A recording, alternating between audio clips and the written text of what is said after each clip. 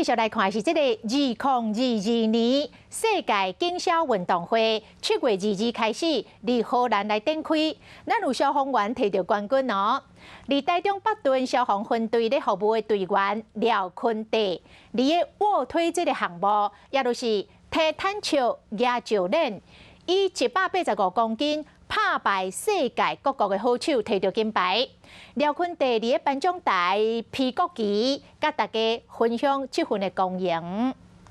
And in first place, representing Taiwan, Kunti Liao. 伫颁奖典礼，司仪念出第一名是来自台湾的选手廖坤地，现场的民众真欢喜。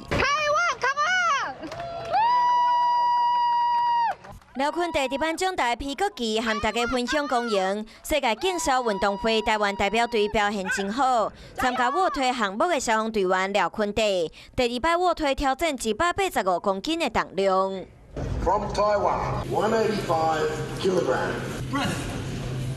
Oh, no, it's looking weird. 第2摆卧推成功，虽然第3摆挑战高重的重量失败，不过安尼成绩其他的选手拢真歹超越，廖坤地顺利摕到金牌。力量训练对于我们消防员来说是有非常直接的帮助啊，不管是拖拉水带、涉水，或者是救人，或者是搬运器具，都需要用到力量。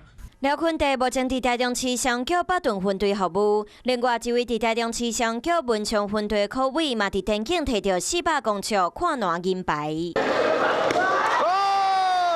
世界警消运动会各国选手比柔道、跆拳、电竞、射击、健力等等的项目，今年有来自世界70个国家，将近1万位警消选手参赛。台湾代表队表现嘛真好，为国争光。Hello， 大家好，我是乃瑜，要教给大家2个任务。第一个，华视新闻的脸书专页，你按赞了吗？还有华视新闻的 YouTube 频道，赶紧订阅起来，还要记得按赞，开启小铃铛哦。